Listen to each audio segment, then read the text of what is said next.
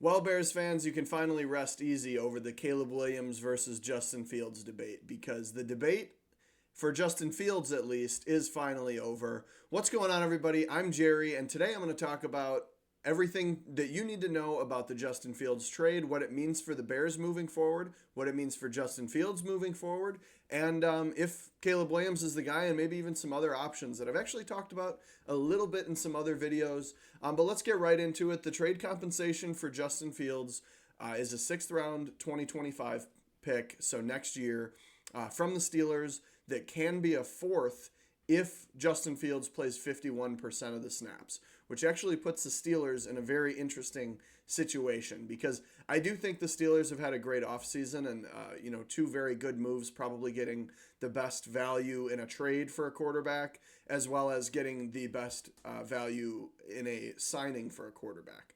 But that does leave them in an interesting situation with having to pay Fields or pay Russell Wilson next year. So, I guess let's go through Justin Fields first, what this means for him. And the reason that I think this is an interesting situation for the Steelers. I don't think the Steelers are really going to make their decision based on what draft pick they want to give up.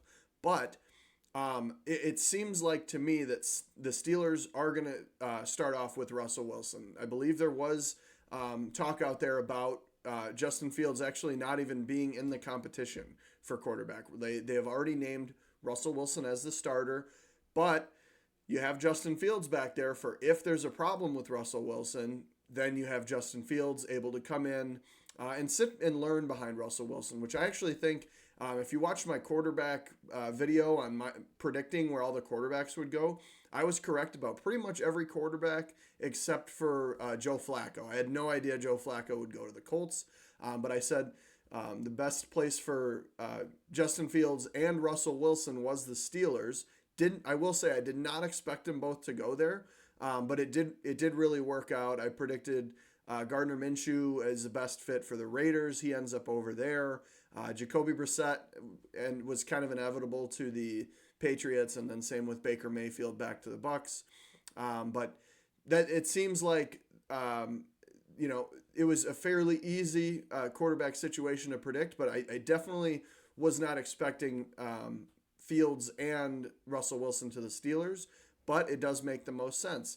And here's why. So originally, I really thought that Justin Fields might even be more of a fit than Russell Wilson because he's a younger guy. He can grow with the team. I think Arthur Smith is a perfect offensive coordinator for Justin Fields with how he's able to build a run game, whether it be with the running backs or the quarterbacks. So I really like the fit there. I also like the weapons that they have around them. So they have George Pickens still. They have, I believe they traded Deontay Johnson, so he's no more. But they still have Pat Freiermuth. And the running back situation, although some people don't like Najee Harris, I still think he's a fine running back. And then Jalen Warren has that big play potential. So I like everything that's going on there. And I think Arthur Smith is going to have a better opportunity to show what his offense can do because he didn't really ever have a good quarterback, in the position to make the plays. And then there was kind of the questions of what's going on with running backs with having arguably three starting caliber running backs in Tyler Algier, Bijan Robinson, and Cordell Patterson.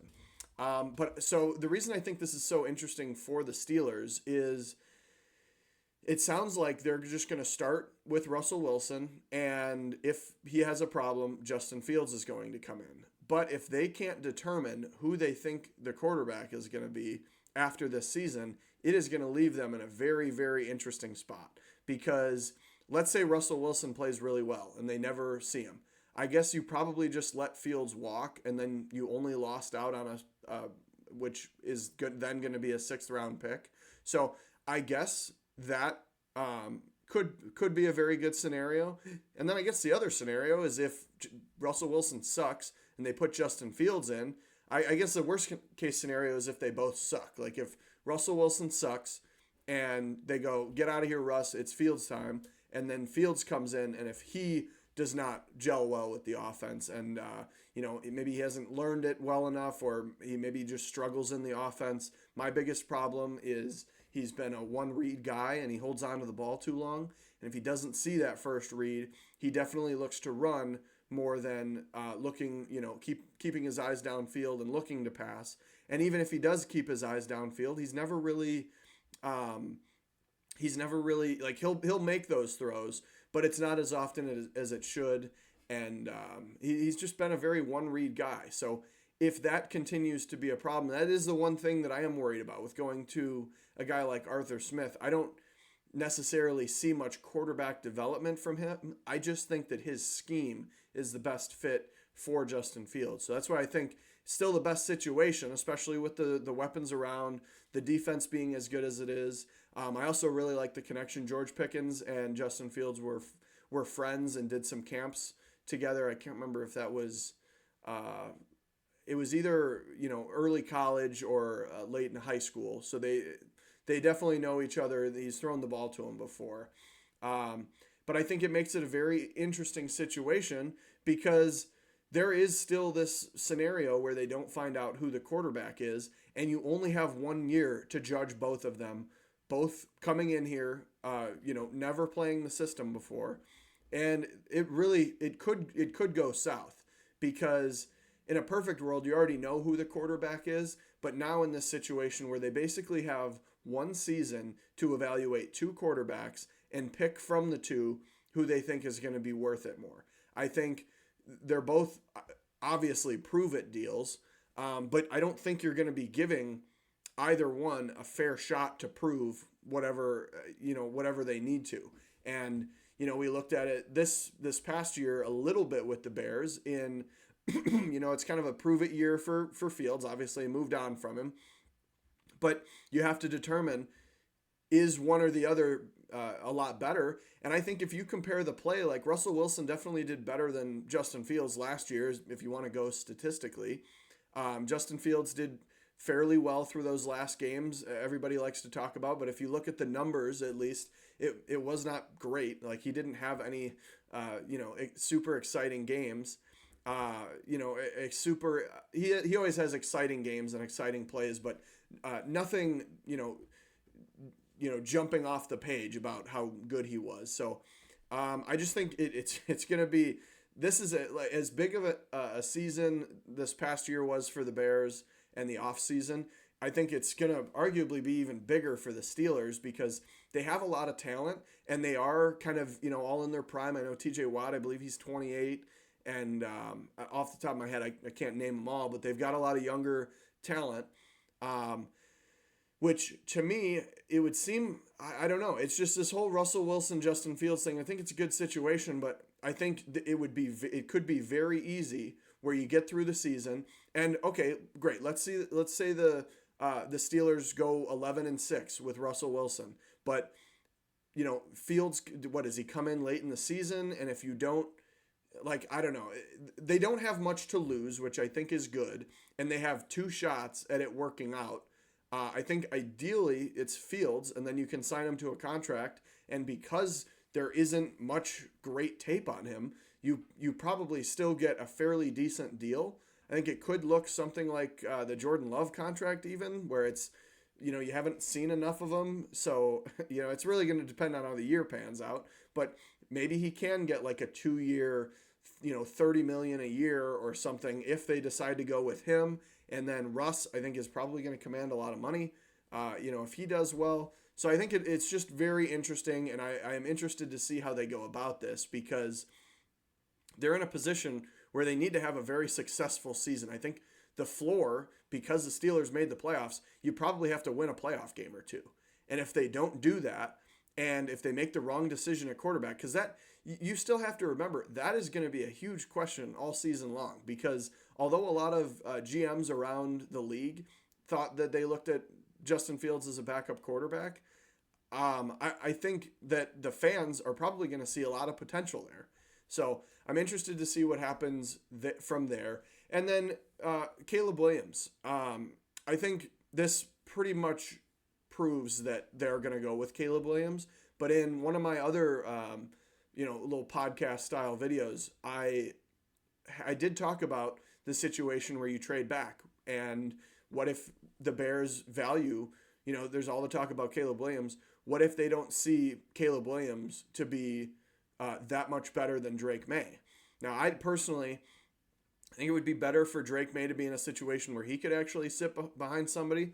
So I don't know if Washington or the Bears are going to be the best situation, to be honest. But I think Caleb Williams is the choice. But you probably have to listen to, if you can get 2 firsts, a second, and Deron Payne from the Commanders, you probably have to at least listen to that idea, because all the people talking about, oh, trade back and get Marvin Harrison, keep Fields, you can trade back and get the same compensation that you got or that you would get from Marvin Harrison Jr. and get Drake May. And if you like what you see from Drake May, that is a phenomenal situation. Now, Drake May doesn't have as many reps as a lot of the other guys, so he is lower on as far as that goes. But you did see a lot of veteran-like plays from Drake May in college, as well as he was one of the better ones at calling protections and changing protections and doing some of those higher-level, big brain quarterback moves. So I think, there's some upside there, but this is going to become the new question. And I think most people are just going to go, okay, Caleb Williams is a Bear.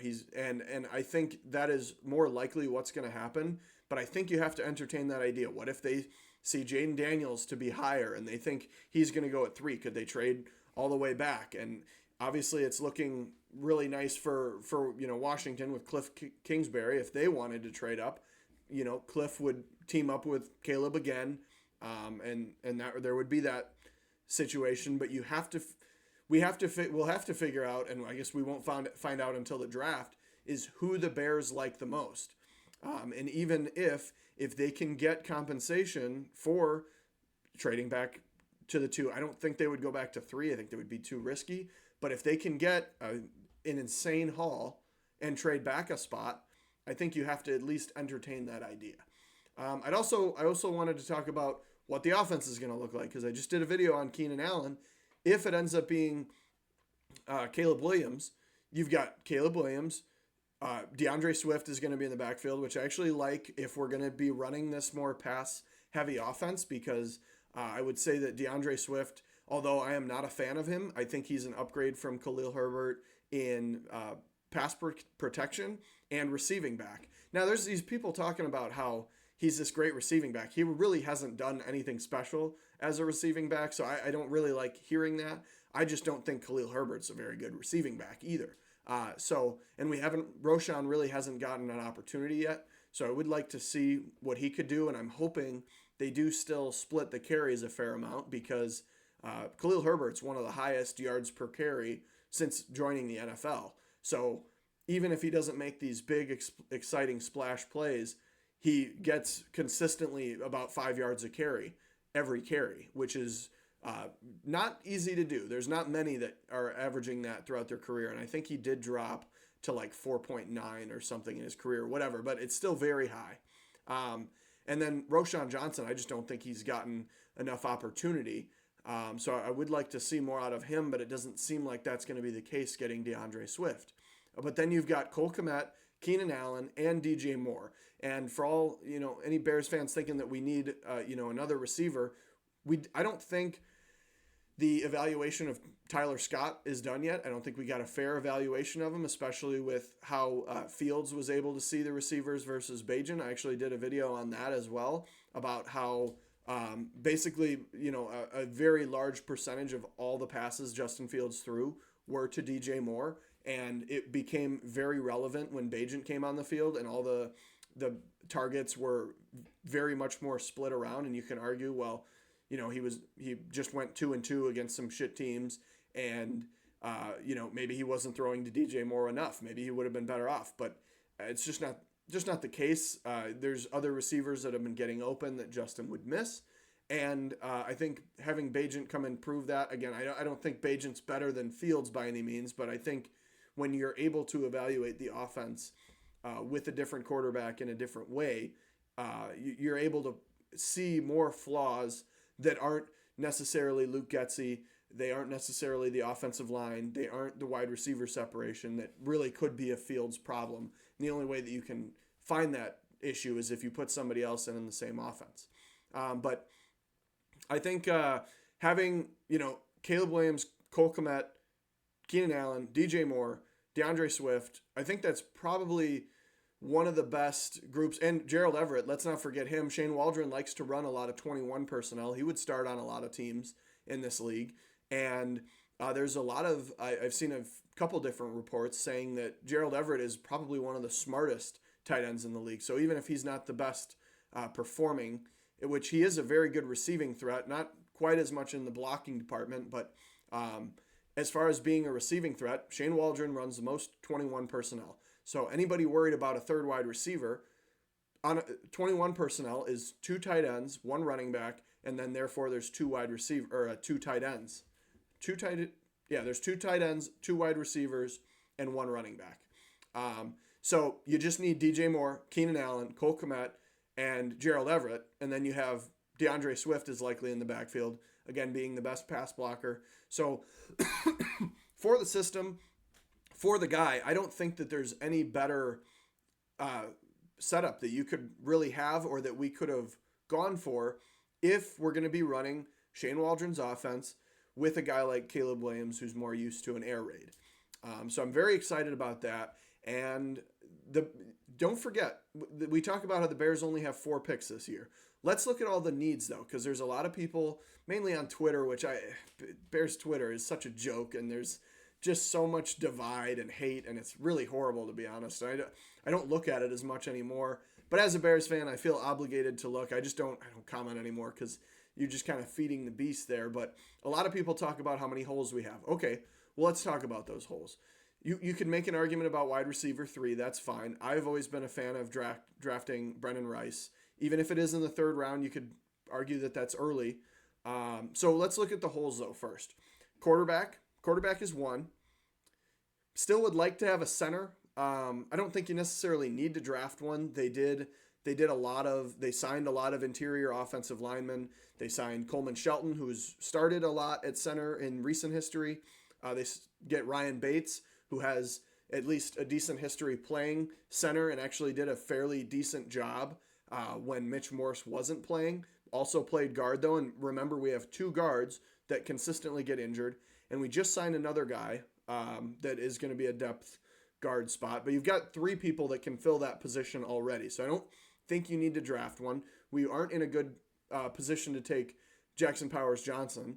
I think you could probably take Cedric Van Pran with the 3, but I think they're banking on hopefully not needing to do that because a lot of the guys that we signed were they're a little younger, I think 26 to 28 range as far as who's in there, so you could get decent amount of time out of them. And remember, everybody around them, guards and tackles, are good. I don't think we need to, of course, sure, there's probably going to be upgrades out there, but I think our offensive line play was actually pretty great last year. You could make the argument for the field sacks, but he has the longest time to throw in the league, one of the longest pocket times. And then if you look up, which think what you want, but if you look up pass rush win rate, everybody on the Bears offensive line other than the center was right around top 10, maybe a little past, but I don't think there was anybody in the bottom half. So it was better than you think there. So let's move on to the defense. So you definitely need a safety still. I think Kevin Byard's a nice little year or 2 Band-Aid. And we have Jonathan Owens. I would like to draft one if we can. I guess maybe it's not a need, but think about cornerback. We have Jalen Johnson. We have Tyreek Stevenson, Kyler Gordon. And then we also have Terrell Lewis, who I don't think got too many opportunities last year. Obviously, when the injuries went down, he did get time to play, and I liked him. I thought he was pretty good. But being that he's the 4th cornerback, I think that's perfectly fine. There's no need in the DB room. Again, I think you could make an argument you'd want to draft a safety, but I really don't think. I think you should, but you definitely don't need to. Linebacker, it's Sanborn, Edmonds, and Edwards. So that's set. There's no reason to draft a linebacker at all.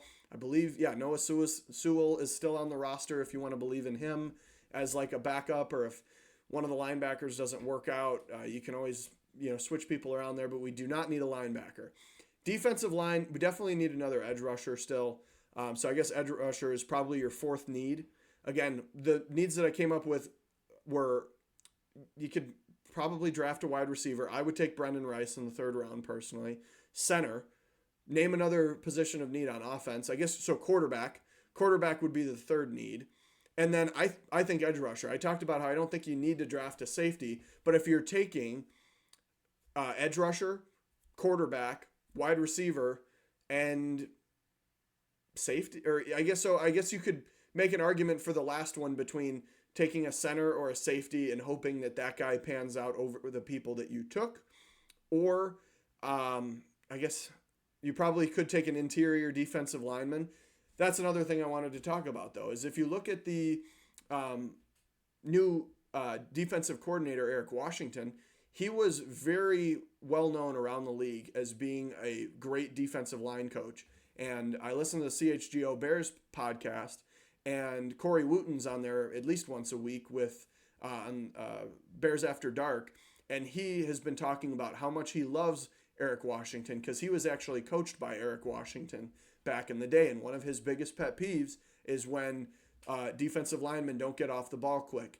And who do we have that is his biggest problem? Gervon Dexter, who did actually start to figure it out even just in his rookie year. He did start to have some production late in the season, especially when Sweat came in. So if you can elevate him and, excuse me, you can do well enough there, I think it lines up everything perfectly because Billings was one of the best run stoppers in the league. Not a pass rusher, but I think you can generate pass rush out of Gervon Dexter. He is that Jalen Carter size. He's a huge guy who can be a big interior, but he's not slow by any means. He's a little slow off the ball, but as far as he's a very athletic big man. So I think if you can address quarterback with first overall and take Caleb Williams, then for me, with how they've worked the offseason, I think they're kind of locking themselves into taking an edge rusher at 9 because there's a good possibility Dallas Turner, Jared Verse, and Laiatu Latu are all going to be there, and then they can have their pick. And if they are all there, they can trade back probably 3 or 4 spots and still take one of those if, in a similar situation to talking about Caleb, Drake May, and Jaden Daniels, if they think one is closer than the other, they can trade back, get more draft capital, and then, still get a good edge rusher. Just look at the Bears trade back. They trade back 1 spot from 9 to 10. Yes, they miss out on Jalen Carter. They end up getting their solidified right tackle in Darnell Wright, and they only get a 4th-round pick, but that 4th-round pick turns into Keenan Allen. So I think there's a lot of value to be had there. But okay, so let's play this out though. So right now the Bears have 2 firsts, a 3rd, and a 4th. I think it's very likely you could take Caleb Williams at number 1. Then you would take, hopefully, best case scenario, I think, is Dallas Turner or Jared Verse. I like both of them. Let's just, insert your favorite edge rusher here at number 9. Or if you believe you can trade back, you trade back, maybe get some more capital and still get an edge rusher at the 9. Then in the 3rd round, I think you probably take Cole Bishop out of Utah, safety. I think he would be a perfect pair for Jaquan Brisker as a safety. I don't know if that pick would be as smart now that you have Kevin Byard because he's going to be here for 2 years. And so you could make an argument that's not the move. And that is, for me, if you're assuming that Brendan Rice is going to fall into the 4th round, where with our 4th-round pick, you would end up with Caleb Williams, Dallas Turner, will insert name here, Cole Bishop, who is a new, probably long-time safety, I would assume. And then, again, there's other names. So if you want to get a center, you could do Cedric Van Pran is likely there in the 3rd round. Or if you're concerned, Brendan Rice, you really want Brendan Rice to pair with his college quarterback, Caleb Williams. If you really want to take him in the 3rd, you can just see who falls to you in the 4th. But I think you're setting yourself up where all these Bears fans that are saying, oh, we have so many holes. How many holes do we really have? Because we already talked about we don't really need a DB. Again, you make an argument that the safety's old, but you don't need a DB. You don't need linebackers.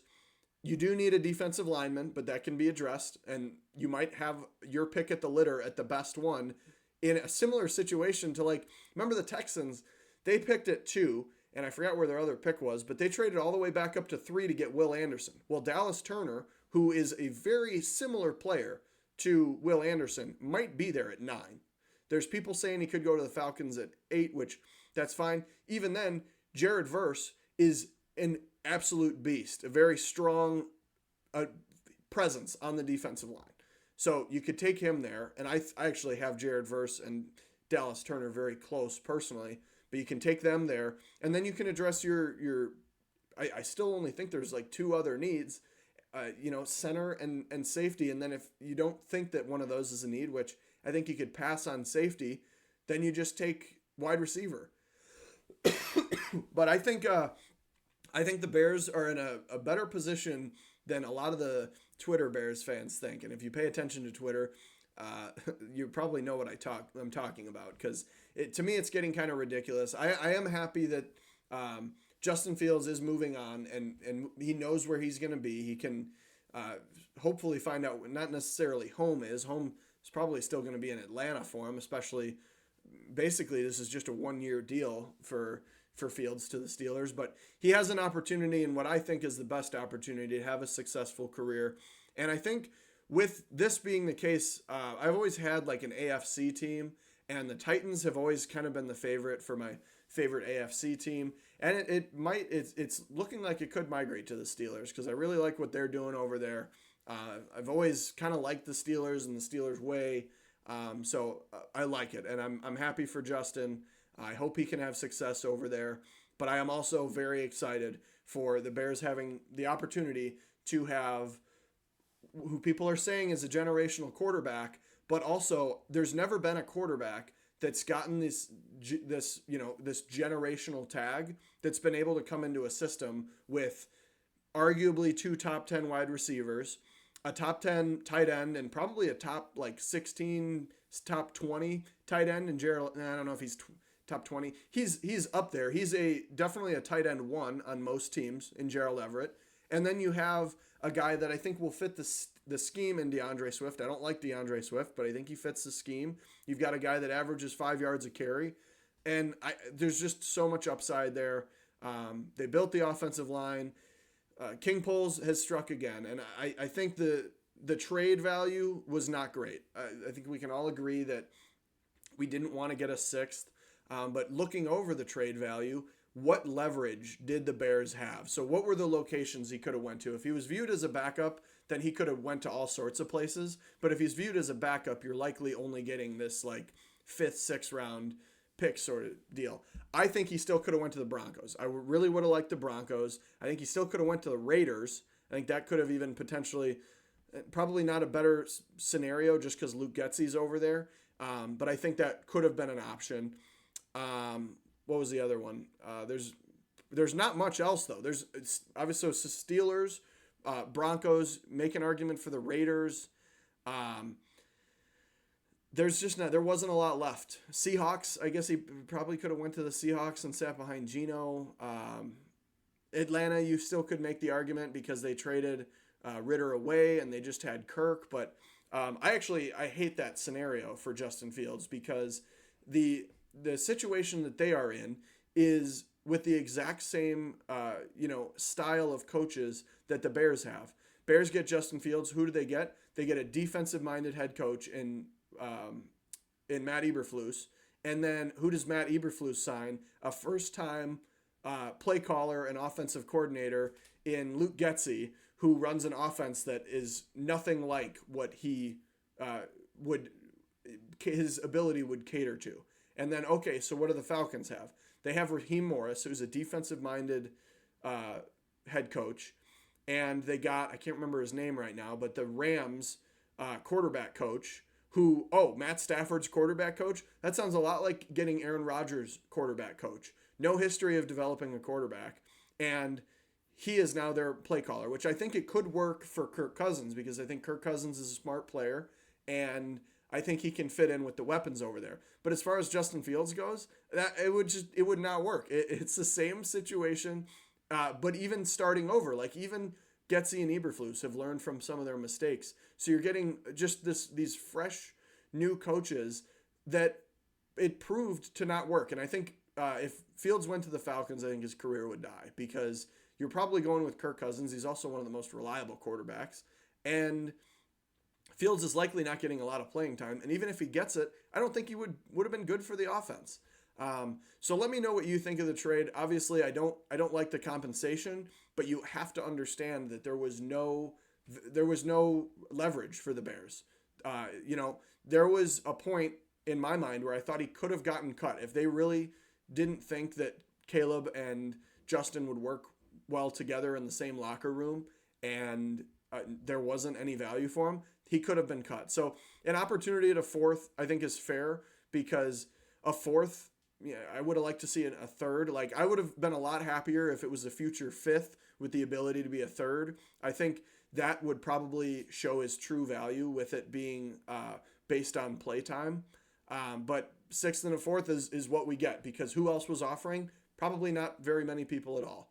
So let me know what you think down below. If you agree with the trade, if you think it's a good situation for Justin, and if you think Caleb's the guy, or does anybody believe in Drake May? Do they think he's better? Is there somebody else in the draft that you think is going to be better than all of them? Let me know down below.